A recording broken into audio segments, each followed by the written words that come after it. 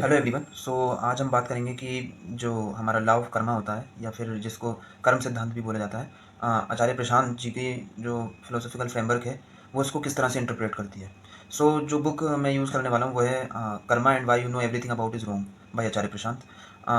क्योंकि वो book mobile में है तो मैं वर्चुअली तो रीड नहीं कर पाऊँगा, but I will put the screenshots there. First of all हम ये देख लेते हैं कि जो लॉ ऑफ कर्मा है उसको ट्रेडिशनल सर्कल्स जो हैं हमारे, और जो पॉपुलर स्पिरिचुअलिटी है उसमें किस तरह से समझा जाता है। वो लॉ ऑफ कर्मा को इस तरह से प्रेजेंट करते हैं कि जब तक इंसान जो है वो मुक्त नहीं है तब तक उसके अंदर बहुत सारी वृत्तियाँ हैं, बहुत सारी कामनाएं हैं, बहुत सारी वासनाएं हैं, है ना, डिज़ायर्स हैं। और जब डिज़ायर वो अपने इष्ट से या किसी देवता से करता है तो जो ईश्वर है वो उसको उसके कर्मों के हिसाब से उसको उसका कर्मफल देता है।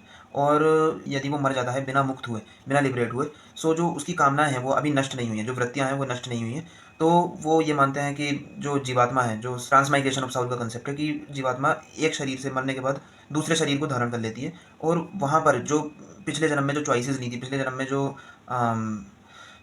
उसने कर्म किए थे और जो चॉइसेस उसने ली थी, उसका असर उसको जो दूसरे जन्म में उसने देह धारण करी है उसमें उसको देखने को मिलता है। और जो कामनाएं अधूरी रह गई थी वो कंटिन्यू होती हैं वहाँ से, जो उसका दूसरा जन्म स्टार्ट हुआ है वहाँ पर।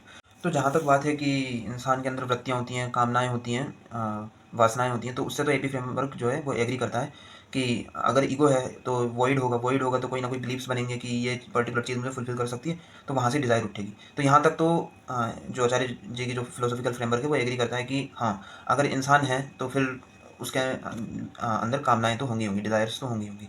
बट जहाँ पर ये बात आती है कि कोई देवता है जो बैठा है और अगर आप अच्छे काम करोगे तो फिर आपको उसका अच्छा फल देगा, अगर आप बुरे काम करोगे तो आपको उसका बुरा फल देगा। या फिर कि जब आप मर जाओगे और अगर आपकी कामनाएं नष्ट नहीं हुई हैं तो आप एक दूसरा शरीर धारण करोगे, एक दूसरी बॉडी में ट्रांसमाइग्रेट कर जाओगे। इस तरह की जो मेटाफिजिकल पूरा जो वो खिचड़ी बना के रखते हैं, इसको जो एबी फ्रेमवर्क है वो पूरी तरह से रिजेक्ट करता है। The AB framework completely rejects such kind of metaphysical speculations कि कोई पहली बात तो कोई ऊपर बैठा है जो कि आपको, अगर आप अच्छे काम करोगे तो उसके हिसाब से आपको कम फल देगा, अच्छा फल देगा, बुरे काम करोगे तो बुरा फल देगा। दूसरी बात कि आपके जो पुराने जन्म के कर्म हैं वो नए जन्म में आपको अफेक्ट करते हैं, इस तरह की बात। या इवन इस तरह का कुछ होता है कि ये रिबर्थ का जो कंसेप्ट चलता है कि ये जो पूरा प्रोसेस है कि एक साउल है और एक शरीर से दूसरे शरीर में ट्रांसमाइग्रेट करिए, इसको भी पूरी तरह से रिजेक्ट किया जाता है। और नॉट जस्ट दैट, ये जो साउल का कंसेप्ट है कि कोई साउल जैसी कोई चीज़ इस बॉडी के अंदर होती है, इसको भी हम पूरी तरह से रिजेक्ट करते हैं। सो फिर आचार्य प्रशांत की फिलोसफी के हिसाब से जो कर्म सिद्धांत है, जो लॉ ऑफ कर्मा है, उसको हम सही तरीके से कैसे इंटरप्रेट कर सकते हैं।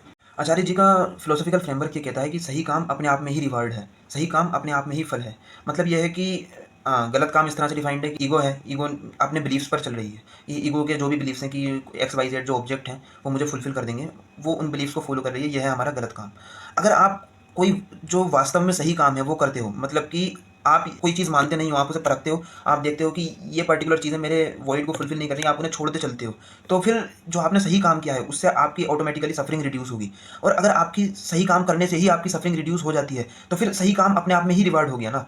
मतलब कि आपने सही काम किया और आपकी सफरिंग रिड्यूस हो गई, तो फिर आपको उसके लिए अलग से कोई और रिवार्ड क्यों चाहिए, आपको उसके लिए अलग से कोई और फल क्यों चाहिए। सही काम अपने आप में ही फल बन गया। तो इस तरह से एपी फिलोसॉफिकल फ्रेमवर्क जो है वो सही काम को डिफाइन करता है, एक जो कर्मा थ्योरी है उसको डिफाइन करता है। फॉर एग्जाम्पल, आप कोई ऐसा काम करके आ रहे हो जिसकी वजह से आप पूरी तरह से धूल में लथपथ हो चुके हो, तो आपके लिए सही काम क्या होगा? ऑब्वियसली कि आप नहा लो। जब आप नहा लेते हो तो क्या उसके बाद आप ये कहते हो कि अब मैंने सही काम कर लिया तो अब इसका मुझे कोई फल चाहिए? आपका नहाना, आपका क्लीन हो जाना अपने आप में एक फल है, उसके लिए कोई अलग से हमको फल नहीं चाहिए। इसमें अब कुछ लोग बोलेंगे कि अगर आप कह रहे हो कि कोई गॉड नहीं है जो ऊपर बैठा है, जो कि अगर मैं कोई सही काम कर रहा हूँ तो उसके बदले मुझे कोई अच्छा फल देगा, मैं बुरा काम कर रहा हूँ तो उसके बदले कोई बुरा फल देगा।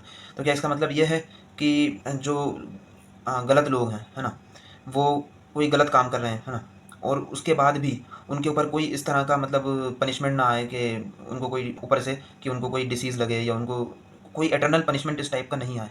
तो इसमें 2 बातें हैं। पहली बात तो ये है कि हम ये चीज़ पहली बात तो रोज़ होते हुए भी देखते हैं हमारे आस-पास। अगर हम देखें क्लियरली, हम देखते हैं कि बहुत सारे ऐसे लोग हैं जो कि लगातार गलत काम कर रहे हैं, और पर वो कानून की भी, जो हमारा लॉ है उसकी भी पकड़ में नहीं आते, और वो अपना ज़िंदगी एज़ इट इज़ जीते रहते हैं। और हम बड़े लेवल पे भी बात करें तो जो बहुत एकदम बिलियनर्स हैं वो भी बिल्कुल गरीबों का खून चूसते हैं, हम सब अच्छी तरह से जानते हैं। लेकिन गवर्नमेंट उनके साथ है, सब कुछ जो लीगल एक्शन उनके साथ है, तो उनके खिलाफ भी कोई इस तरह का पनिशमेंट नहीं आता। और ये बात हम पहले ही बता चुके हैं कि मरने के बाद कोई आगे कोई ना कोई रिबर्थ है, ना कोई लाइफ है, ना कोई साउल है, तो उसके बाद भी उनको उसके लिए कोई अलग से पनिशमेंट नहीं मिलता। पहली बात तो ये है। दूसरी बात यह है कि अगर उन्होंने कोई चीज़ गलत करी है, इसका मतलब ये है कि उन्होंने अपनी कोई ना कोई मान्यता जो बिठा रखी थी, कोई बिलीफ जो बिठा रखा था कि ये पर्टिकुलर काम करके, जो भी उन्होंने गलत काम किया है, ये पर्टिकुलर गलत काम करके उनको फुलफिलमेंट मिल जाएगा, जो उनके अंदर का वाइड है वो फुलफिल हो जाएगा, ये एक बिलीफ था। उन्होंने उसी बिलीफ को और ज़्यादा आगे बढ़ा दिया, वो गलत काम करके उन्होंने उसी बिलीफ को और ज़्यादा ठोस कर लिया। और जितना ज़्यादा बिलीफ ठोस होगा, जो एग्जिस्टेंशियल सफरिंग है, जो इनर सफरिंग है ना, जो इंसान हर वक्त तड़पता रहता है, वो और ज़्यादा बढ़ जाएगी।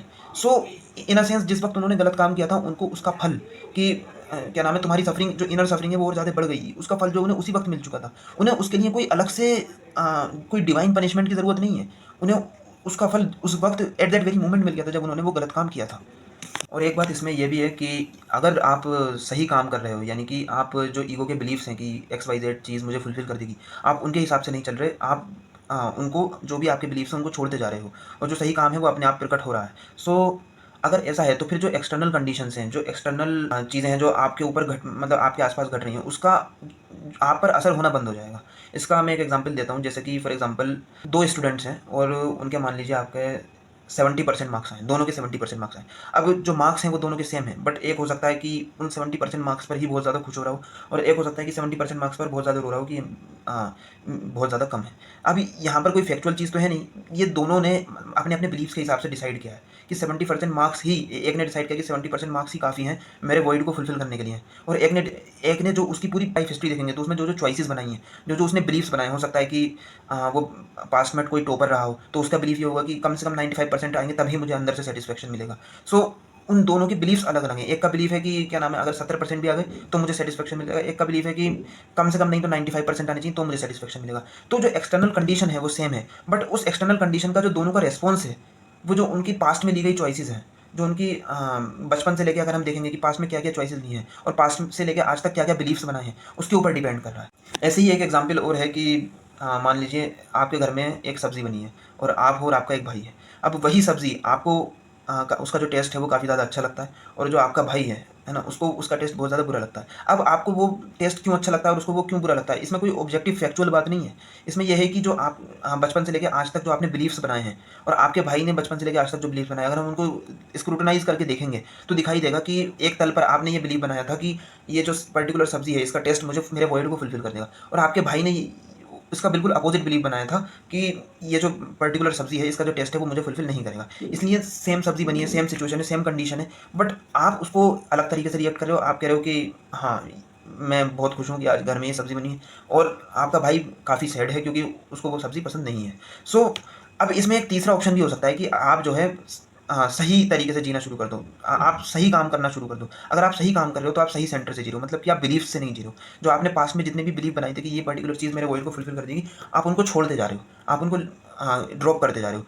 तो आप ये मानकर ही नहीं चल रहे हो कि जो सब्ज़ी बनी है वो किसी तरह से आपके वॉइड को फुलफिल कर देगी। और जब आप ये मान ही नहीं रहे हो कि वो सब्ज़ी जो बनी है वो आपके वॉइड को फुलफिल कर देगी, या वो जो आपका वॉइड है उसको और ज़्यादा इंक्रीज़ कर देगी, इस तरह की कोई बात आप मान ही नहीं रहे हो, तो जो सब्ज़ी बनी है उससे आपको फ़र्क ही नहीं पड़ेगा। आपको बस उसे इसलिए खाना है ताकि आपका पेट भर सके और आपको फिजिकल स्ट्रेंथ मिल सके, ताकि आप जो अपना काम है, जो सही काम है, उसे और कर सको। आप उसको टेस्ट के लिए नहीं खा रहे हो, आप उसको इसलिए नहीं खा रहे हो कि वो आपके अंदर के वॉइड को फुलफिल कर देगी।